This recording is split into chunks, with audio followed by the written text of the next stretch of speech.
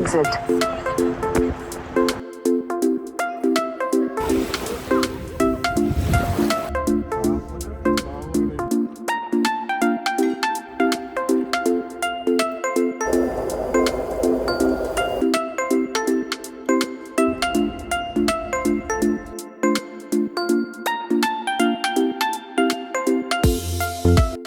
Hello അസ്സലാമു അലൈക്കും, welcome back to my channel. അപ്പോൾ പുതിയൊരു വ്ളോഗിലേക്ക് എല്ലാവർക്കും സ്വാഗതം. അപ്പോൾ ഇതൊരു വീക്കെൻഡ് വ്ളോഗാണ് കേട്ടോ. ഇന്ന് സൺഡേ ആണ്. ഞങ്ങൾ ഷാർജയിലുള്ള ഒരു യൂണിവേഴ്സിറ്റി റോട്ടിൽ വന്നതാണ് കേട്ടോ, ഞാനും എൻ്റെ ഫ്രണ്ടും കൂടിയിട്ട്. ഇപ്പോഴത്തെ വെയിൽ കണ്ടിട്ടുണ്ടെങ്കിൽ നട്ടുച്ചയാന്ന് വിചാരിക്കും കേട്ടോ, പക്ഷേ രാവിലെ ഒരു 7 മണി സമയത്തെ സീനാണ് നിങ്ങൾ ഈ കാണുന്നത്. അത്രയ്ക്ക് ചൂടാണ് കേട്ടോ. മാത്രമല്ല യൂണിവേഴ്സിറ്റി സൈഡൊക്കെ നല്ല ഓപ്പൺ ഏരിയ ആയതുകൊണ്ട് തന്നെ മരങ്ങളോ കാര്യങ്ങളോ ഒന്നും ഇല്ലാത്തതുകൊണ്ട് തന്നെ നല്ല വെയിലാണ്. അപ്പോൾ ഞങ്ങളൊരു റീൽസ് എടുക്കാനുള്ള ഒരു പ്ലാനിങ് ഉണ്ടായിരുന്നു. അപ്പോൾ അതിന് വേണ്ടിയിട്ട് നല്ലൊരു സ്പോട്ട് നോക്കിയിട്ട് ഇറങ്ങിയതാണ്. കൂട്ടത്തിലൊരു ചായയൊക്കെ കുടിക്കാമെന്ന് വിചാരിച്ചിട്ട് അങ്ങനെ രാവിലെ പോയി ഒരു 8 മണിയൊക്കെ ആയപ്പോൾ ഞങ്ങൾ തിരിച്ച് വീട്ടിലെത്തിയിട്ടുണ്ടായിരുന്നു. അപ്പോൾ ഞാൻ എത്തിയ സമയത്താണ് കേട്ടോ പിള്ളേരൊക്കെ എഴുന്നേറ്റ് ഓരോരുത്തരൊക്കെ വരുന്നേ ഉള്ളൂ. അപ്പോൾ അവർക്ക് ഇന്ന് ബ്രെഡും മുട്ടയും പഴമൊക്കെ ആയിട്ടായിരുന്നു ബ്രേക്ക്ഫാസ്റ്റ്. ഹാറൂനും ഹാസിമിനും കോൺഫ്ലെക്സും പാലും ഒക്കെ ആയിരുന്നു. അങ്ങനെ ബ്രേക്ക്ഫാസ്റ്റ് പരിപാടിയൊക്കെ കഴിഞ്ഞപ്പോൾ ഒക്കെ പറഞ്ഞു അങ്ങനെ ബീച്ചിൽ പോകാമെന്ന് വിചാരിച്ചിട്ട് അങ്ങനെ എല്ലാവരും കൂടി റെഡിയായി ബീച്ചിലേക്ക് ഇറങ്ങാണ് കേട്ടോ. ഒട്ടും പ്ലാൻഡ് ഒന്നും അല്ലായിരുന്നു. രാവിലെ തന്നെ പോയി വന്നതുകൊണ്ട് തന്നെ ഞാൻ കുറച്ച് ടയേർഡായിരുന്നു കേട്ടോ. എന്നാലും കുട്ടികളൊക്കെ ആയിട്ട് ഇറങ്ങാലേന്ന് വിചാരിച്ചിട്ട് ഞാനും കൂടെ ഇറങ്ങിയിട്ടുണ്ട്. നമ്മൾ മുമ്പ് താമസിച്ചുകൊണ്ടിരുന്നത് ഷാർജയിലുള്ള അൽടൗണിലായിരുന്നു. നമ്മൾ താമസിച്ചതിൻ്റെ സൈഡിൽ തന്നെയായിട്ടൊരു പ്രൈവറ്റ് ബീച്ച് പോലെ ഒരു ഏരിയ ഉണ്ട് കേട്ടോ. നല്ല പ്രൈവസി ഉള്ള ഒരുപാട് ആളുകളൊന്നും ഇല്ലാത്തൊരു ഏരിയ ആണ്. ഞങ്ങൾ സ്ഥിരമായിട്ട് അവിടെയാണ് പോവാറ്. അപ്പോൾ ഹംദാന് ബൈക്ക് വാങ്ങിച്ച ഒരു സമയമായിരുന്നു. അപ്പോൾ കുറച്ചു നേരം റൈഡ് ചെയ്യാമെന്ന് വിചാരിച്ചിട്ട് സൈക്കിളും ബൈക്കും എല്ലാം എടുത്തിട്ടുണ്ടായിരുന്നു.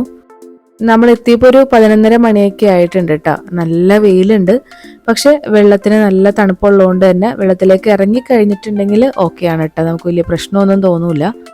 നമ്മളെപ്പോൾ ചെന്നാലും ആളുകൾ ഉണ്ടാവും, പക്ഷെ 1-2 ഫാമിലി, അതേ കൂടുതൽ ആരും ഉണ്ടാവില്ല കേട്ടോ. പിന്നെ ഇവിടുന്ന് മീനും പിടിക്കാറുണ്ട് ആളുകൾ.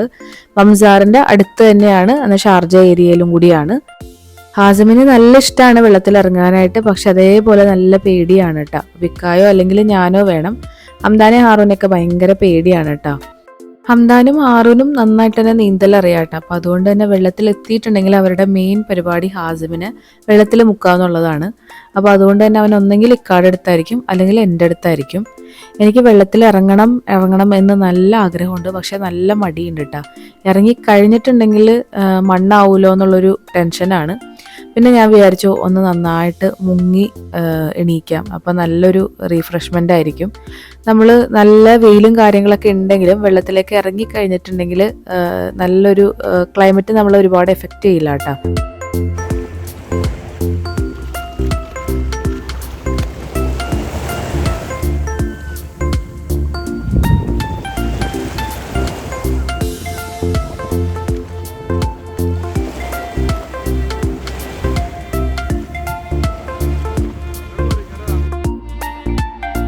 അങ്ങനെ കുറേ നേരത്തെ ആലോചനയ്ക്ക് ശേഷം ഞാനും വെള്ളത്തിൽ ഇറങ്ങി കുളിച്ചു. കുറച്ച് നേരം കയറി കഴിഞ്ഞപ്പോൾ തന്നെ നമ്മൾ ഉണങ്ങിയിട്ട, കാരണം നല്ല വെയിലാണല്ലോ.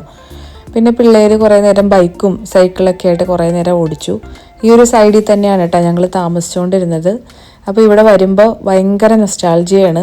ഇവിടെ തൊട്ടടുത്ത് തന്നെ വാട്ടർ സ്കൂട്ടറും അതിൻ്റെയൊക്കെ ഒരു ഏരിയ ആണ് കേട്ടോ. അപ്പോൾ പണ്ട് താമസിച്ചുകൊണ്ടിരുന്ന സമയത്ത് നമ്മൾ സ്ഥിരം എല്ലാ വീക്കെൻഡും ഇവിടെ വരുമായിരുന്നു. എല്ലാ സൺഡേസും വാട്ടർ സ്കൂട്ടർ ഓടിക്കുന്ന ഒരു കലാപരിപാടി ഉണ്ടായിരുന്നു കേട്ടോ. അങ്ങനെ കുറേ നേരം വെള്ളത്തിലൊക്കെ കളിച്ച് ഒരു മണിയോടുകൂടി നമ്മൾ അവിടുന്ന് പോന്നിട്ടുണ്ടായിരുന്നു. പിന്നെ പോരുന്ന വഴിക്ക് നമുക്ക് നെയ്ച്ചോറ് കടയുണ്ട് കേട്ടോ അടുത്ത്. അപ്പോൾ അവിടുന്ന് നെയ്ച്ചോറും ബീഫൊക്കെ വാങ്ങി നേരെ വീട്ടിലേക്ക് പോന്നു. അങ്ങനെ ആ ഒരു വീക്കെൻഡ് കഴിഞ്ഞിട്ടുണ്ടായിരുന്നു. ഇത് പിറ്റേ ദിവസം ക്ലാസ് ഉള്ളൊരു ദിവസമാണ് കേട്ടോ. അപ്പോൾ അന്ന് രാത്രി പാസ്തയാണ് ഞാൻ ഉണ്ടാക്കിയത്. അപ്പോൾ പാസ്തയും കാര്യങ്ങളൊക്കെ ഒന്ന് പാക്ക് ചെയ്തെടുക്കുന്നുണ്ട്. പിള്ളേർക്ക് കഴിക്കാനായിട്ട് വെള്ളയപ്പവും ബട്ടർ ചിക്കനും ആണ് കേട്ടോ. അപ്പോൾ രാവിലെ റെഡി ആയിക്കൊണ്ടിരിക്കുകയാണ്. ഹാറൂനിപ്പോൾ വണ്ടി ഭയങ്കര ലേറ്റായിട്ടാണ് കേട്ടോ വരാറ്. 6:30 ഒക്കെ ആവും. അപ്പോൾ അതുകൊണ്ട് തന്നെ അവനൊരു വൈകിയാണ് കേട്ടോ വിളിക്കാറ്. 5:45 ഒക്കെ ആകുമ്പോഴാണ് വിളിക്കാറ്. ഹംദാൻ എൻ്റെ ക്യാമറയുടെ മുമ്പിൽ ഫേസ് ചെയ്യാൻ ഭയങ്കര മടിയാണ് കേട്ടോ. അപ്പോൾ ക്യാമറ വരുമ്പോൾ തന്നെ അവൻ തല കുമ്പിട്ടിരിക്കും.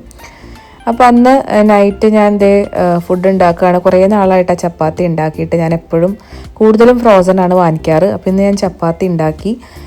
കറിയായിട്ട് രാവിലെ ഗ്രീൻ പീസ് വെള്ളത്തിലിട്ടിട്ടുണ്ടായിരുന്നു. അപ്പോൾ ഗ്രീൻ പീസും ഉരുളക്കിഴങ്ങും കൂട്ടിയിട്ട് ഒരു തേങ്ങാപ്പാലൊക്കെ ഒഴിച്ചൊരു കറിയാണ് കേട്ടോ ഉണ്ടാക്കിയത്.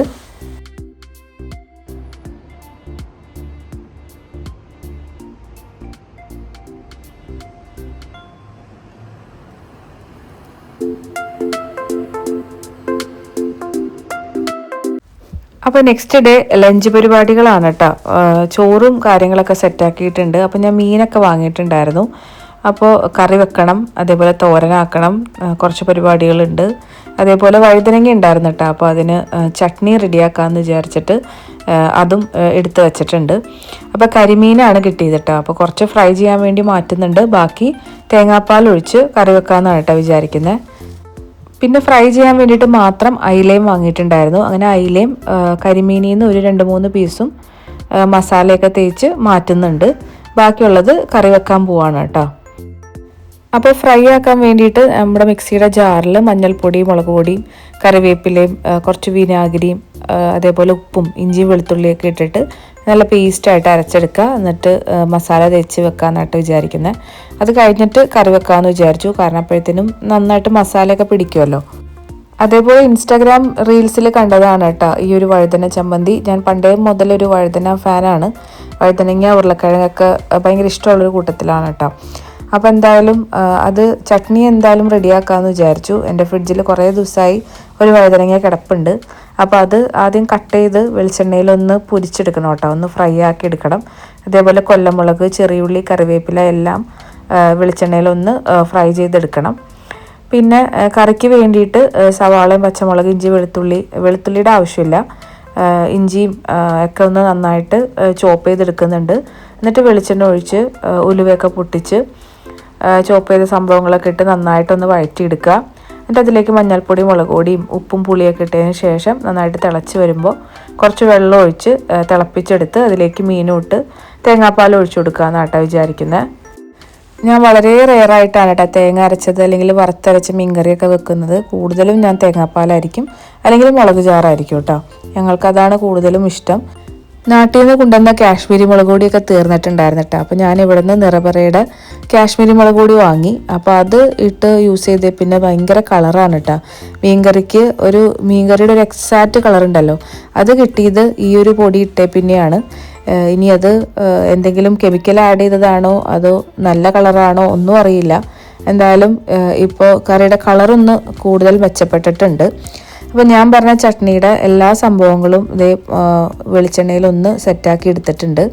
ഇനി അതിലേക്ക് കുറച്ച് പുളി കുറച്ച് നേരം ഞാൻ വെള്ളത്തിലിട്ടിട്ടുണ്ടായിരുന്നു. വാളംപുളിയാണ് കേട്ടോ. അതും കൂടി ഇട്ട് നന്നായിട്ടൊന്ന് ഒതുക്കിയെടുക്കണം. അപ്പം ഞാൻ കല്ല് വെച്ചിട്ട് ഒതുക്കിയെടുത്തപ്പോൾ അങ്ങോട്ട് വിചാരിച്ച പോലെ ഒതുങ്ങുന്നില്ല. അങ്ങനെ ഫൈനലി ഞാനത് പിന്നെയും മിക്സിയുടെ ജാറിൽ ഇട്ടിട്ട് ചമ്മന്തിയുടെ ഒരു ചട്നി പരുവത്തിലാക്കി എടുക്കുകയാണ് കേട്ടോ ചെയ്തത്. വഴുതനങ്ങ ഇഷ്ടപ്പെടുന്നവർ മസ്റ്റ് ട്രൈ റെസിപ്പിയാണ്. എനിക്ക് നന്നായിട്ട് ഇഷ്ടപ്പെട്ടിട്ടുണ്ടായിരുന്നു. ഞാൻ തന്നെയാണ് കേട്ടോ അത് കൂട്ടി തീർത്തത്. ഒരു നേരം എന്തോ ആണ് ചോറിൻ്റെ കൂടെ കഴിച്ചത്. പിള്ളേരൊന്നും ഈ ഒരു സംഭവം തൊടുക പോലുമില്ല. പിന്നെ എന്തെങ്കിലും മക്ലൂബ് എന്തെങ്കിലും ഉണ്ടാക്കുന്ന സമയത്ത് ഹംദാൻ വെജിറ്റബിൾസ് ഫ്രൈ ചെയ്തത് താഴെ നിന്നെടുത്ത് കഴിക്കാറുണ്ട്, പൊട്ടറ്റോയും ബ്രിഞ്ചാളൊക്കെ. അതല്ലാതെ ഇങ്ങനത്തെ വെജിറ്റബിൾസ് തോരനോ മെഴുക്കുവരട്ടിയോ ഒന്നും കഴിക്കാറേ ഇല്ല. നിർബന്ധിച്ചു കൊടുത്താലും കഴിക്കാറില്ല. പിന്നെ കട്ട് ചെയ്ത് കൊടുത്താൽ കഴിക്കുന്നത് ക്യാരറ്റും കുക്കുംബറുമാണ് കേട്ടോ. അത് റോയായിട്ട് കട്ട് ചെയ്ത് കൊടുത്താലും കഴിക്കും, സ്കൂളിലും കൊണ്ടുപോകാറുണ്ട്. മീൻകറി അവിടെ സെറ്റായി വരുന്നുണ്ട്. അതേപോലെ ചമ്മന്തിയുടെ പരിപാടി കഴിഞ്ഞു. ഇനി അടുത്ത പരിപാടി കോവയ്ക്ക തോരനാക്കാന്നുള്ളതാണ് കേട്ടോ, മെഴുക്ക് വരട്ടി. അപ്പോൾ നല്ല ഫ്രഷ് കോവയ്ക്കാണ് കേട്ടോ അൽഫലാജിൽ നിന്ന് കിട്ടിയത്. നമുക്ക് കാണുമ്പോൾ തന്നെ അറിയാലോ, ഒട്ടും പഴുത്തതൊന്നും ഇല്ലാത്ത എല്ലാം ഫ്രഷ് ആയിട്ടുള്ളതായിരുന്നു. അപ്പോൾ അതൊന്ന് റൗണ്ടിൽ നല്ല കനം കുറച്ചൊന്ന് കട്ട് ചെയ്തെടുക്കുന്നുണ്ട് കേട്ടോ. പിന്നെ ഉള്ളി മുളക് ഇട്ടിട്ട് മെഴുക്ക് വരട്ടി ആക്കാമെന്നാണ് വിചാരിക്കുന്നത്. പിറ്റേ ദിവസം ഉച്ചയ്ക്ക് ലഞ്ച് കഴിഞ്ഞിട്ടാണ് കേട്ടോ ഈ കിച്ചണിലേക്ക് കയറിയിട്ടുള്ളത്. ഉച്ചപരിപാടി തലേ ദിവസത്തെ കറികളും കാര്യങ്ങളും ഒക്കെ വെച്ച് തീർത്തിട്ടുണ്ടായിരുന്നു. ഇക്കായും ഇപ്പോൾ കുറേ ദിവസമായിട്ട് ഓരോ തിരക്കുകളായതുകൊണ്ട് തന്നെ ജിമ്മിൽ പോകുന്നില്ല കേട്ടോ. അപ്പോൾ അതുകൊണ്ട് തന്നെ രാത്രി ചോറൊക്കെ കൊടുത്തിട്ടുണ്ടെങ്കിൽ കഴിച്ചോളും. അതല്ലെങ്കിൽ ചോറ് തൊടേയില്ല കേട്ടോ. ജിമ്മിലൊക്കെ പോണ സമയമാണെങ്കിൽ ഇതൊന്നും ഓടാനേ ചാൻസ് ഇല്ല. പിന്നെ ഗോതമ്പിൻ്റെ അപ്പം അല്ലെങ്കിൽ ചപ്പാത്തിയൊക്കെ ആണെങ്കിൽ മീൻകറിയൊക്കെ കൂട്ടി കഴിക്കും, വലിയ കുഴപ്പമില്ല. എന്തെങ്കിലും തോരനൊക്കെ ഉണ്ടെങ്കിൽ ഇഷ്ടമാണ് കേട്ടോ. അപ്പോൾ കോവയ്ക്കൊക്കെ വേണ്ടിയിട്ട് ചെറിയുള്ളി കുറച്ചുണ്ടായിരുന്നുള്ളൂ കേട്ടോ, ഒരു 3-4 എണ്ണം ഉണ്ടായിരുന്നുള്ളൂ. അപ്പോൾ അതുകൊണ്ട് തന്നെ ഒരു ചെറിയ സവാളയും കൂടി എടുത്തിട്ടുണ്ടായിരുന്നു. നന്നായിട്ടൊന്ന് വഴറ്റിയിടുക. പിന്നെ നന്നായിട്ട് ചതമുളകൊക്കെ ഇട്ട് കൈ എടുക്കാതെ ഇളക്കിയെടുക്കുക കേട്ടോ. ചെറിയൊരു ലോ ഫ്ലെയിമിൽ കോവയ്ക്ക ഇട്ടിട്ട് വഴറ്റിയെടുക്കുക.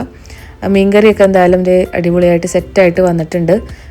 നമ്മൾ ഇൻസ്റ്റൻ്റ് ആയിട്ടുള്ളൊരു കോക്കനട്ട് മിൽക്ക് വാങ്ങിയിട്ടുണ്ടായിരുന്നു, ഒന്ന് ടെസ്റ്റ് ചെയ്ത് നോക്കാമെന്ന് വിചാരിച്ചിട്ടാണ്.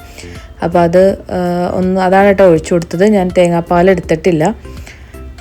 പിള്ളേർ നിസ്കാരമൊക്കെ കഴിഞ്ഞ് ഓത്തും കാര്യങ്ങളൊക്കെ ആയിട്ട് ഇരിക്കുന്നുണ്ട് കേട്ടോ. അതിൻ്റെ ഇടയിൽ ഹാസിമിനെ പോയി വിളിച്ചുകൊണ്ട് വന്നിട്ടുണ്ട്.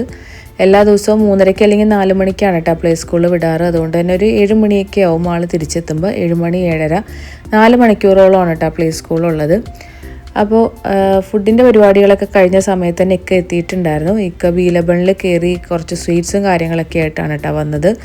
കഴിക്കരുതെന്ന് വളരെ സ്ട്രിക്റ്റ് ആയിട്ട് തന്നെ പറഞ്ഞിട്ടുണ്ടായിരുന്നു. ഡിന്നർ കഴിഞ്ഞിട്ട് കഴിക്കാമെന്ന് വിചാരിച്ചിട്ട് അങ്ങനെ പിള്ളേർ കട്ട വെയിറ്റിങ്ങിലാണ് കേട്ടോ. അങ്ങനെ ഇക്ക വണ്ടി എന്തോ നന്നാക്കാൻ വേണ്ടിയിട്ട് പിന്നെയും രണ്ടാമത് പോയി. അപ്പോൾ ഹംദാനും ഹാസിമൊക്കെ ഇക്കയുടെ കൂടെ പോയി. അപ്പോൾ ആ ഒരു ബ്രേക്കിൽ ടേസ്റ്റ് നോക്കാൻ വേണ്ടിയിട്ട് ഒരാൾ ചെറിയൊരു പീസ് കഴിച്ചു നോക്കിയതാണ് കേട്ടോ. ഇത് ചോക്ലേറ്റും സ്ട്രോബെറിയും പിസ്താഷ്യും എല്ലാം കൂടി മിക്സ് ആയിട്ടുള്ള സംഭവമാണ്. അതെന്തായാലും അടിപൊളിയായിരുന്നു കേട്ടോ. അങ്ങനെ ഡിന്നർ ഫുഡ് അടിയൊക്കെ കഴിഞ്ഞിട്ടാണ് ബാക്കിയുള്ളവരെല്ലാവരും അത് കഴിച്ചത്. രാത്രി തന്നെ തീർത്തിട്ടുണ്ടായിരുന്നു കേട്ടോ. ഹാസിം ഒഴിച്ച് ബാക്കി എല്ലാവരും ഇതിൻ്റെ ഒരു ഫാനാണ്.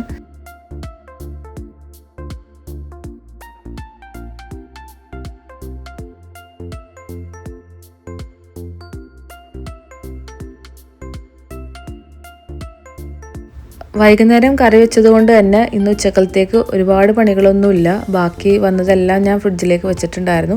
മീൻകറി മാത്രം തിളപ്പിച്ച് വെക്കും കേട്ടോ. അപ്പോൾ പിറ്റേ ദിവസം ലഞ്ചിൻ്റെ സമയമൊക്കെ ആയിക്കഴിഞ്ഞപ്പോൾ ഹംദാൻ്റെ ഹാറിൻ്റെ സ്കൂളിൽ പഠിക്കുന്ന മോളാണ് കേട്ടോ, ഞങ്ങളുടെ നൈബറും കൂടിയാണ്. അപ്പോൾ ഹാസിമിനെ എപ്പോൾ കണ്ടാലും കളിപ്പിക്കാൻ വേണ്ടിയിട്ട് ഓടി വരാറുണ്ട്. എന്നാൽ പിന്നെ ലഞ്ച് ഇവിടുന്ന് കഴിക്കാമെന്ന് വിചാരിച്ചിട്ട് അവളെയും വിളിച്ചിട്ടാണ്. അങ്ങനെ അവളും കഴിക്കാൻ വേണ്ടിയിട്ട് വേഗം റെഡിയായിട്ടൊക്കെ വന്നു. അങ്ങനെ ഞാനും അവളും കൂടി ഇരുന്നാണ് കേട്ടോ ഫുഡ് കഴിച്ചത്. ഹാസിമ റെഡിയായി നിൽക്കുകയാണ് പ്ലേ സ്കൂളിൽ പോകാനായിട്ട്. അപ്പോൾ 2 പീസ് കരിമീനും ഫ്രൈ ചെയ്യാനുണ്ടായിരുന്നു. അപ്പോൾ അതൊന്ന് ഫ്രൈ ചെയ്തെടുത്തു. കറിയൊക്കെ ഒന്ന് ചൂടാക്കി ചോറും വെച്ചിട്ടുണ്ടായിരുന്നു കേട്ടോ. ഹാസിമ പതിവ് പോലെ തന്നെ ആളെ ഓരോന്ന് പറഞ്ഞ് ഡിസ്റ്റർബ് ചെയ്തുകൊണ്ടിരിക്കുന്നുണ്ട്. അവരുടെയൊക്കെ ഫുഡും കാര്യങ്ങളൊക്കെ കഴിഞ്ഞതാണ് കേട്ടോ. അപ്പോൾ ഞാനിപ്പോൾ കുളിച്ച് വന്നതേ ഉള്ളൂ. അപ്പോൾ ഞങ്ങൾ രണ്ടുപേരും കൂടി ഒരുമിച്ചിരുന്ന് അങ്ങനെ ലഞ്ചൊക്കെ കഴിച്ചു. നമ്മൾ വൈകുന്നേരം കറി വെക്കുന്ന ഒരു റൂട്ടീൻ സ്റ്റാർട്ട് ചെയ്തിട്ടുണ്ടെങ്കിൽ അത് കുറേ ദിവസത്തേക്ക് അങ്ങനെ തന്നെ ആയിരിക്കും കേട്ടോ. കാരണം തലേ ദിവസത്തെ ഫുഡ് പിറ്റേന്ന് ഉച്ചയ്ക്ക് ഉണ്ടാവും. പിന്നെയും നമ്മൾ ലഞ്ച് പരിപാടികളും അല്ലെങ്കിൽ കറി വെക്കുന്ന പരിപാടികളൊക്കെ വൈകുന്നേരത്തേക്ക് ഷിഫ്റ്റ് ചെയ്യും. അത് മാറി വരാനായിട്ട് കുറേ സമയമെടുക്കും. എനിക്കെല്ലാം രാവിലെ തുടങ്ങി ഉച്ചയ്ക്ക് ചെയ്ത് തീർക്കുന്നതാണ് കേട്ടോ എനിക്ക് താല്പര്യം. ഇനി എന്ത് ബാക്കിയുണ്ടെങ്കിലും ഒരു ദിവസം കൂട്ടിയത് പിന്നെ കഴിക്കാനായിട്ട് യാതൊരു ചാൻസും ഇല്ല കേട്ടോ. അപ്പോൾ ആൾക്ക് രാത്രി എഗ് റോസ്റ്റും അതേപോലെ ഗോതമ്പിൻ്റെ ദോശയും ആക്കാമെന്നാണ് കേട്ടോ വിചാരിക്കുന്നത്. അങ്ങനെ എഗ് റോസ്റ്റിന് വേണ്ടിയിട്ട് സവാള നന്നായിട്ട് വഴറ്റിയെടുക്കുകയാണ്. വെളിച്ചെണ്ണയും നന്നായിട്ട് വേണം, ഒരു 4 സവാളയെങ്കിലും മിനിമം വേണം കേട്ടോ. അപ്പോൾ അത് നന്നായിട്ട് കനം കുറച്ചരിഞ്ഞിട്ട് വഴറ്റിയെടുക്കുകയാണ്. ആദ്യം തന്നെ വെളിച്ചെണ്ണയിലേക്ക് ഇഞ്ചിയും വെളുത്തുള്ളിയും അതേപോലെ മുളക് പൊടിയും കറിവേപ്പിലയും ഇട്ടിട്ടാണ് കേട്ടോ വഴറ്റി കൊടുക്കേണ്ടത്. അതിന് ശേഷമാണ് സവാള ഇട്ട് കൊടുക്കേണ്ടത്. ഞാൻ ബൈ മിസ്റ്റേക്കൺലി ആദ്യം തന്നെ സവാള ഇട്ട് കൊടുത്തു. അപ്പോൾ അതെന്തായാലും ഒന്ന് വഴണ്ടി സെറ്റാവട്ടെ എന്ന് വിചാരിച്ചിട്ട് ബാക്കിയുള്ളതൊക്കെ പിന്നെ ഇടാമെന്ന് വിചാരിച്ചു. അപ്പോൾ ഇത്രയൊക്കെയാണ് ഈ ഒരു ദിവസത്തെ വിശേഷങ്ങളും കാര്യങ്ങളും ഒക്കെ. അപ്പോൾ വീഡിയോ ഇഷ്ടമായിട്ടുണ്ടെങ്കിൽ ലൈക്ക് ചെയ്യുക, ഷെയർ ചെയ്യുക. മറ്റൊരു വ്ളോഗിൽ വീണ്ടും കാണാം. ഓക്കെ ബൈ, താങ്ക് യു, അസ്സലാമു അലൈക്കും.